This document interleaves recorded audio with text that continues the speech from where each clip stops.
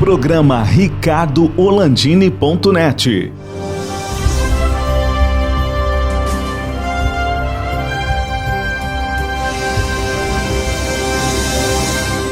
Olá, amigos, estamos começando mais um programa ricardoholandini.net em época de pandemia do coronavírus e como nós temos feito já há algum tempo, conversando com pessoas espalhadas por todo o planeta, inclusive no exterior, né? Porque para mim é no exterior onde tu estás agora.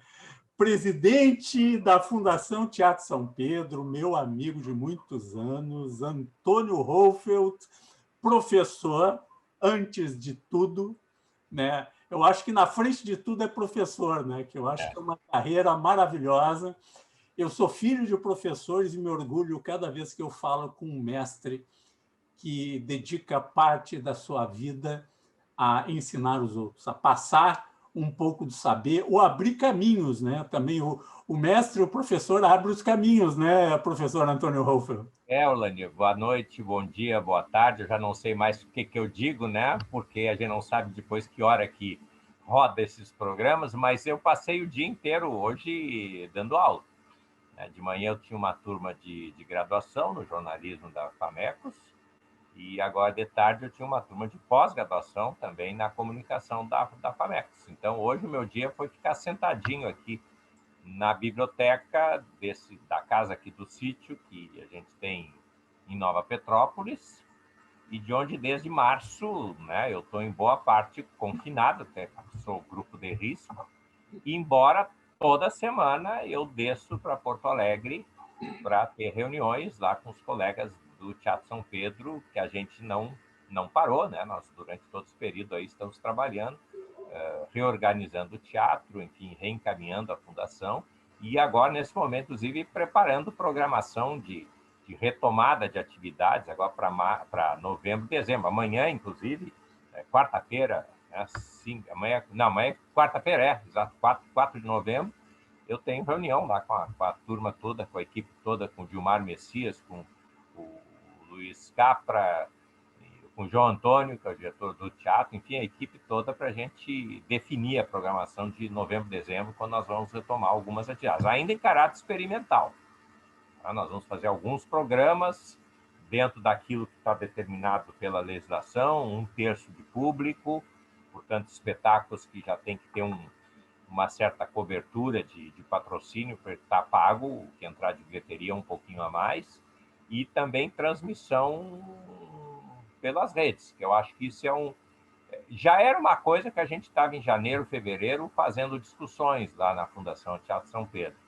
Tínhamos visitado várias empresas, buscado várias alternativas, e aí a pandemia nos atropelou, e a partir do aniversário do teatro, em junho, a gente retomou atividades com transmissões, né, que eram para ser lives, e aí estava com vermelho, não podia nem colocar as pessoas lá no palco do teatro, então nós fizemos gravações. Agora já pode, nós já fizemos algumas lives, inclusive com a Assembleia Legislativa, e agora, então, em novembro, vão se tomar lives e com o público possível, que é em torno de 1/3, né, do público na plateia do teatro. Vai ser realmente uma emoção muito grande. E o Teatro São Pedro, que é um orgulho para todos nós brasileiros, e especialmente gaúchos, né? Porque é uma obra de arte, né? É a casa. Eu tive a oportunidade de fazer uma visita lá no teatro, nos porões do teatro, conhecendo os alicerces do teatro. É uma visita muito bonita de conhecer o que está lá, né? A história que está lá, né, o Antônio? A gente tem, inclusive, Orlandini, uma visita guiada que nós tínhamos feito experimentalmente no ano passado, na primeira semana de Patrimônio Histórico, a secretária Beatriz Araújo institucionalizou no Estado, e repetimos esse ano, em agosto, já então apenas através de uma visita digital, mas nós temos um projeto montado para visitas guiadas ao vivo, inclusive com a participação de uma atriz que vive um fantasma do Teatro São Pedro. Então, quando você chega num camarim, ela aparece lá, ela te guia por esses subterrâneos do teatro, chegando até o memorial, e é inclusive um resumo da história do prédio e, sobretudo, do trabalho extraordinário que a Eva Zofer fez, né, de recuperação do prédio depois da construção do multipalco. Agora, como todo prédio histórico, ele custa dinheiro para ser mantido. É caro você manter o Teatro São Pedro, porque o desgaste natural do tempo é muito complicado. Você tem uma ideia, a obra de reconstrução do teatro, né, já tem 35 anos, mais ou menos. Aquilo que era moderníssimo quando da reinauguração do teatro, hoje já está defasado. Você tem uma ideia, o sistema de ar-condicionado que nós utilizamos no teatro, junto com o sistema do Plaza São Rafael, são os 2 sistemas de ar-condicionado mais antigos de Porto Alegre. Você tem uma ideia.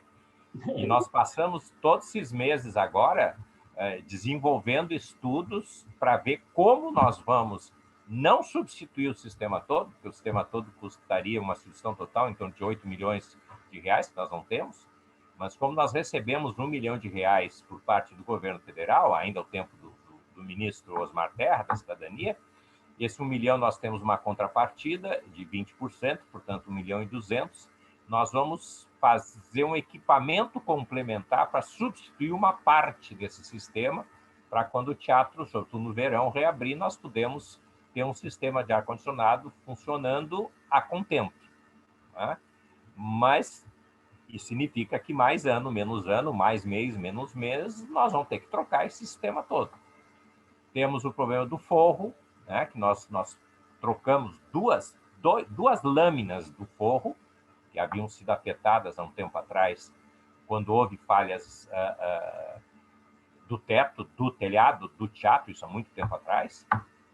Então, 2 lâminas foram retiradas, mas ainda não fizemos a recuperação, porque precisa também um trabalho muito especializado. Estamos montando pequenos projetos no sentido de podermos fazer essas recuperações, porque, na verdade, nós vamos recuperar o forro todo, mas primeiro essas 2 lâminas foram as mais afetadas, né? Mas também isso aí vai 500, 600 mil reais. Quer dizer, um prédio histórico custa caro a gente manter, né? E esses são os desafios que a gente vive no dia a dia. É como a nossa casa, né, Antônio? Porque se a gente não dá manutenção, começa a pingar, a infiltrar, e uma série de outros problemas, né? E ainda mais, um prédio histórico que tem alguns problemas de tombamento de algumas coisas, né, que tu não pode mexer, não pode botar barro de novo, né? Então, exatamente. É mais complexo e mais caro ainda.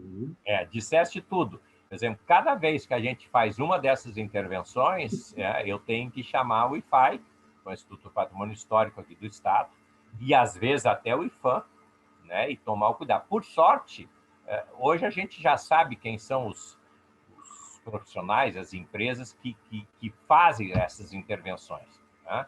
Então, isso já facilita, porque eles também já sabem os caminhos, os contatos, já são conhecidos também por parte das autoridades, né, dos 2 institutos. Mas, sim, nós temos que cada vez fazer atividades que têm que ser consultadas, né, em relação... Por exemplo, no ar-condicionado, a gente levou tempo por causa disso. Nós passamos primeiro descobrindo qual era o processo tecnológico, engenharia, e depois discutindo exatamente, né, com o IFAI a intervenção que vai ser. E isso que é interna. Nós não vamos fazer nada externo, né, ao prédio, mas está lá na estrutura do prédio histórico. Então, nós tínhamos que fazer essas consultas. Felizmente, nessa fase nós estamos chegando no final. O projeto agora está na Caixa Federal, então depois da Caixa, então, a gente faz a segunda etapa. E a parte do multipalco, que é o chamado teatro-oficina, é o piso do teatro-oficina, que é um piso flexível, porque ele vai ser usado por bailarinos e atores que eventualmente se jogam no chão, essa coisa toda assim. Esse processo, enfim, depois de muitos obstáculos, são quase 2 anos de processo, desde que o dinheiro foi concedido, ainda lá pelo ex-ministro de Cultura, ainda ao tempo do presidente Temer, né, quando ele esteve aqui em maio de 2018, logo que eu tinha assumido a presidência do teatro, nós agora, enfim, conseguimos apresentar todo o projeto prontinho para análise final da Caixa e soubemos aí você enfrenta assim, são restos a pagar, então eu tenho que fazer até outubro, novembro, dezembro, porque senão eu perco. Bom, mas tem eleição, eu não posso fazer porque a legislação proíbe. Então, você tem que vencer obstáculo por obstáculo, e nós tivemos agora a boa notícia de que os restos a pagar já foram prorrogados por mais de um ano, e que talvez a questão da legislação, no nosso caso, nós somos uma instituição do Estado, e a eleição é municipal, então tem como fazer. Enfim, a gente vai enfrentando um problema de cada vez. Eu sempre digo para a minha secretária, não te assusta, vamos vencer a próxima etapa, vamos, né, passar o próximo episódio. Depois a gente vê o seguinte, porque não adianta, senão você fica apoquentado, você fica nervoso, estressado e não vai fazer, né, pura e simplesmente. O Antônio, uma coisa que as pessoas não percebem, né? O teatro, tu não faz a programação do teatro de um dia para o outro, né? Tu tem que planejar. Inclusive, os artistas, as peças, os espetáculos que vêm para o teatro, tem que negociar contigo, de vez em quando, com um ano, mais de ano de antecedência, para ver se tem vaga, etc. E tal. Como é que foi? É uma curiosidade minha. Tu estava com uma programação praticamente fechada para o ano de 2020.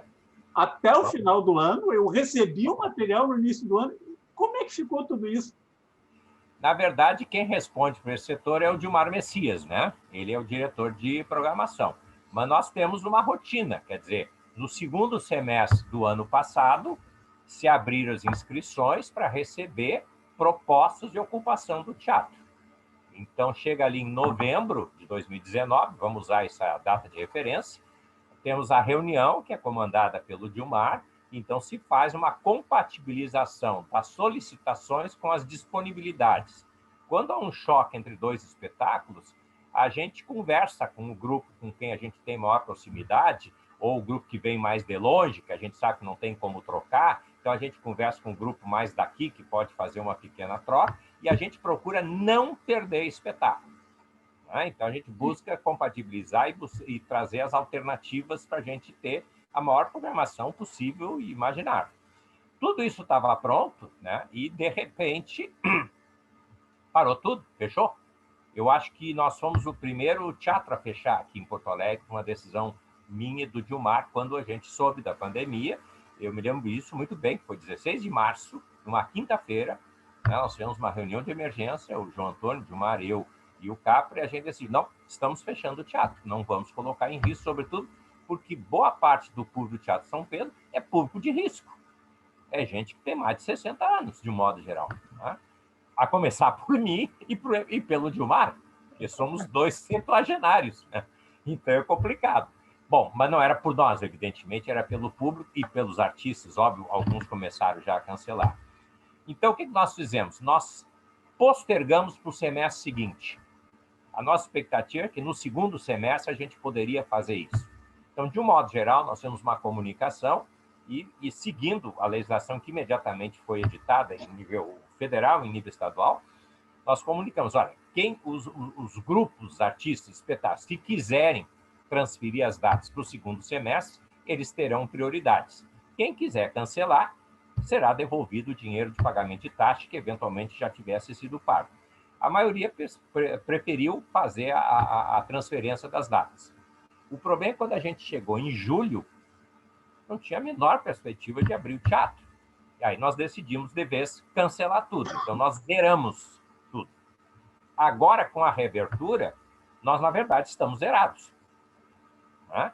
E nem tomamos a iniciativa, embora nós estejamos com o site aberto para o ano que vem, nós não divulgamos muito isso, né? Porque a gente, de fato, não sabe o que vai acontecer.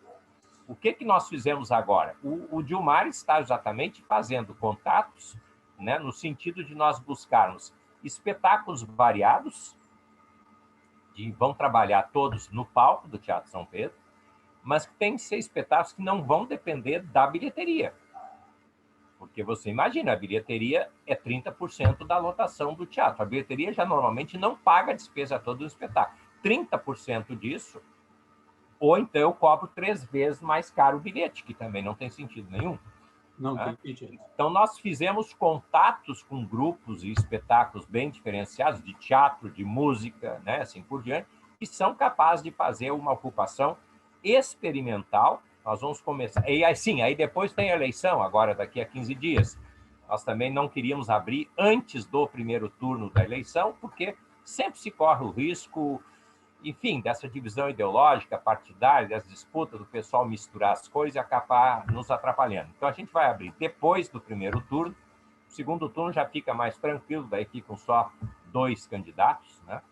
Se houver o segundo turno, mas a gente deve trabalhar com esse horizonte. Então, nós vamos trabalhar ali entre o 15 e o 30 de novembro, nós vamos abrir o teatro, nós vamos ter uma programação de final de semana, uma segunda programação no final de novembro e 2 programações na quinzena de dezembro, porque depois, obviamente, todo dia 30, o teatro normalmente fecha, né, para as festas de Natal e Ano Novo. Ao contrário do que normalmente ocorre, que o teatro trabalha em janeiro com o Porto Verão Alegre e depois fecha durante um mês, nós estamos pensando em emendarmos janeiro, fevereiro, março, ou seja, nós não faríamos férias de verão nesse ano. Mas tudo vai depender dos espetáculos disponíveis, né? O que nós podemos fazer, Orlandini, e isso eu te conto em primeira mão, é que nós fizemos um projeto de produção. Veja, normalmente o teatro recebe propostas e recebe os espetáculos. Mas nós aproveitamos esse período e montamos um planejamento de ações do teatro para o segundo semestre, em que nós estamos propondo espetáculos. Então, nós estamos buscando um amparo da Lei Rouanet para um projeto de planejamento de atividades através de entidades terceiras que fazem essa apresentação do projeto para agosto, setembro, outubro, novembro, dezembro de 2021, em que uma semana de cada mês será reservada para propostas que o teatro vai tomar a iniciativa de apresentar. Então, Antônio, nós vamos ter, por exemplo... Antônio, nós vamos ter que fazer um rápido intervalo aqui no programa. Então tá bem. Ricardo.net, que está conversando com o presidente da Fundação Teatro São Pedro, o professor Antônio Hofer. Você assiste o programa Ricardo.net no BATV, canais 20 e 520 da NET RS, e no Vale dos Sinos 26 e 526. E também nas nossas redes sociais, no YouTube e Facebook. Nós já voltamos. Auto Center Pedroso, uma oficina completa para cuidar do seu carro. Manutenção corretiva e preventiva para veículos e utilitários de todas as marcas nacionais e importados. Com profissionais qualificados, equipamentos atualizados e atendimento personalizado. Faça uma revisão completa. Comprove a eficiência e a qualidade dos nossos serviços. Auto Center Pedroso. Tradição, confiança e proteção você encontra aqui. Estamos de volta com o programa Ricardo.Orlandini.net, conversando com o presidente da Fundação Teatro São Pedro, professor Antônio Hofer, que está nos contando as novidades, a mudança até de comportamento do teatro, né, em relação aos espetáculos, que agora ele está propondo as coisas, né, de maneira diferente. Né? Continua, então, Antônio, para quem está nos assistindo aqui. Então, o que eu estava falando, nós temos um projeto que esperamos que seja aprovado, né, em que nós vamos ter, de agosto em diante, uma semana em cada mês será uma proposta do teatro. Então, nós vamos ter, por exemplo, uma semana, outubro, para o teatro infantil. Agosto, nós vamos ter, por exemplo, a música de câmara. Né? Setembro, nós vamos ter para o teatro de bonecos. Novembro, podemos ter, por exemplo, para a música popular, e assim por diante. Quer dizer, nós vamos propor temas. E depois, quando nós recebemos os patrocínios, então nós vamos buscar os grupos dos artistas. Por que isso? Porque nós vamos poder pagar um pequeno cachê para esses grupos e não precisaremos cobrar as taxas de ocupação do teatro, que é o que permite que a gente sobreviva para pagar aqui a água, a luz, que não é barato. Afinal, são nossas matérias-primas. Né? Quer dizer, para eu abrir o teatro, você tem uma ideia, se eu pegar o conjunto... Estou dizendo uma situação normal, né? Mas se eu pensar o Teatro São Pedro, uma despesa diária projetada num ano, um dia do Teatro São Pedro custa em torno de 5 a 6 mil reais dia. Se dividir entre pessoal, água, luz, ar-condicionado e vai por aí afora. Claro que com toda essa situação nova, nós hoje não temos mais o corpo funcional, né, que nós tivemos, até porque houve essas novas situações das relações com a Associação dos Amigos do Teatro São Pedro, né, que venceu os nossos contratos. Nós fizemos novas licitações para contratação, não fizemos todas, porque nós estamos fechados. Então, fizemos a licitação, que já está em funcionamento, dos funcionários de base, ou seja, segurança, né, a parte administrativa, a parte de limpeza, essa coisa toda. Estamos agora com a licitação para o pessoal técnico de palco, mas também com número reduzido, porque a gente não está funcionando no dia a dia, nem vamos funcionar no dia a dia, isso é certo. Né? Então, nós estamos tentando racionalizar o custo do teatro para viabilizá-lo.